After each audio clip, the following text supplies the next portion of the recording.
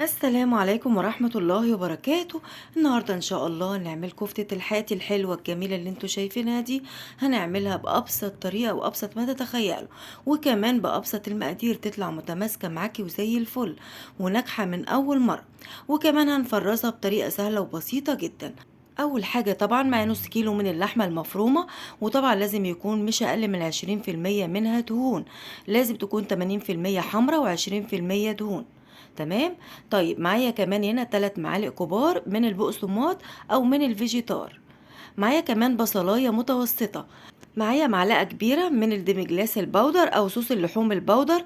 وطبعا البديل بتاعها معلقتين كبار من النشا، هيدوني نفس النتيجة ونفس الترابط. طبعا تبقى متماسكة معاكي برضو ومش هتفك ابدا. معايا نص معلقة صغيرة من البيكنج صودا، او طبعا الكربونات اللي بالبلدي بتاعنا يعني. معايا طبعا هنا التوابل بتاعتي، معايا معلقة كبيرة بصل بودر، نص معلقة صغيرة توم بودر، ربع معلقة صغيرة زنجبيل، ربع معلقة صغيرة من الشطة، ربع معلقة صغيرة من الكباب الصيني، وكمان نص معلقة صغيرة من الفلفل الأسود، ونص معلقة صغيرة من البابريكا. وكمان طبعا معايا الملح بتاعي اللي هو نص معلقة صغيرة من الملح. أول حاجة طبعا باخد الكبة بتاعتي وأبدأ أفرم فيها البصلاية، وبحط طبعا عليها حوالي نص معلقة صغيرة من الملح، وبنزل بالبهارات، وهبدأ أضربهم كده كلهم مع بعض الأول. عاوزاهم كده يختلطوا مع بعض الأول. لو ضربتهم مع اللحمة مش هيتجانسوا مع بعض، هيكون البصل عندي قطع، فأنا عاوزة البصل عندي يكون متجانس هو والتوابل. خلاص كده ضربتهم كويس قوي، ابدا انزل بقى باللحمه بتاعتي. اهم حاجه اللحمه عندك تكون متلجه، يعني نص تجميد، ما تكونش ابدا فكه، لازم تكون نص تجميد. ببدا اضربها بقى على مرتين على 3، زي ما طبعا ما الكبه بتاعتك تاخد.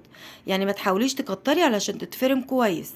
واهم حاجه طبعا اللحمه عندي تكون ساقعه جدا، علشان طبعا ما تسخنش السلاح معايا. تمام. مهم جدا جدا تكون اللحمه معايا ساقعه، علشان ايه ما تلزقش مني، تبقى متماسكه معايا بالشكل ده، وتلف في الكبه بمنتهى السهوله. فرمتها على مرتين اهي بقى، وهي كده خلاص جاهزه معايا.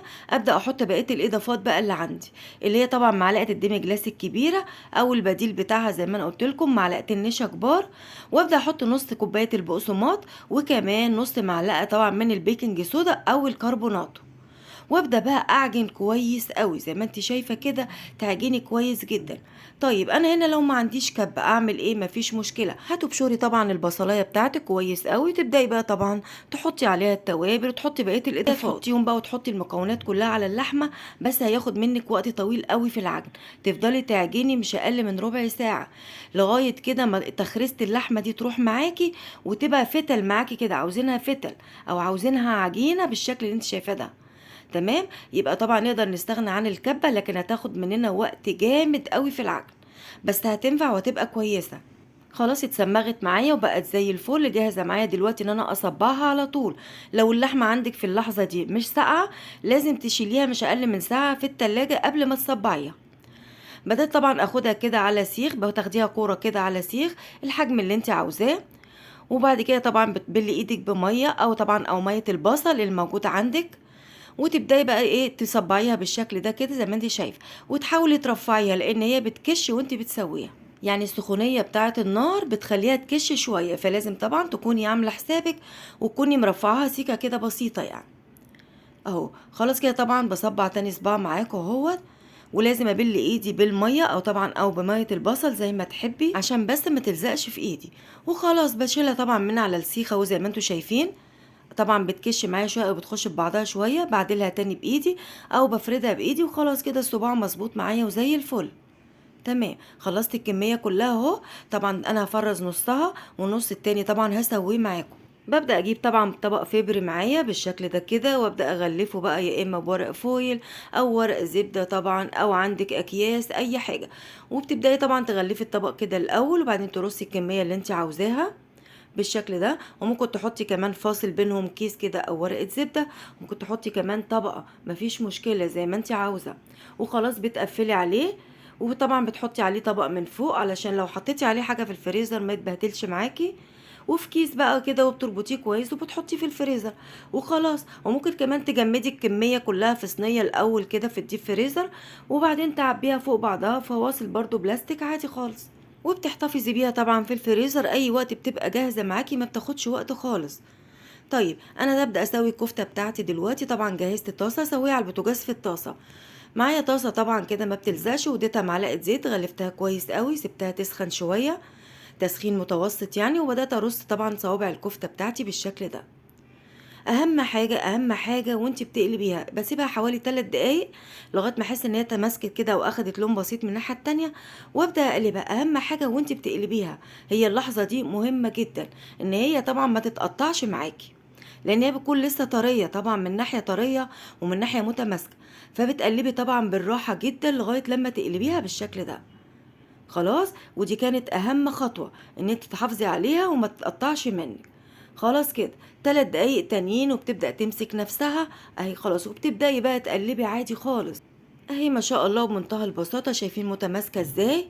حلوة جدا ما شاء الله، طريقة ممتازة، ما بتاخدش وقت، وبتبقى طرية معاكي وجوسي ما تنشفش ابدا.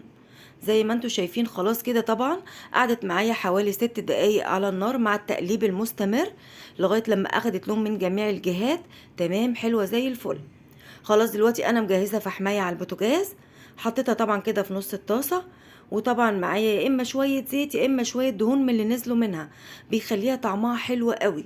خلاص، وبتبداي طبعا تتشي الفحمايه كده وتقفلي عليها على طول. بتسيبيها حوالي بقى ربع ساعه كده، تاخد طبعا الريحه والطعم كله، وخلاص كده بتبقى جاهزه معاكي وزي الفل.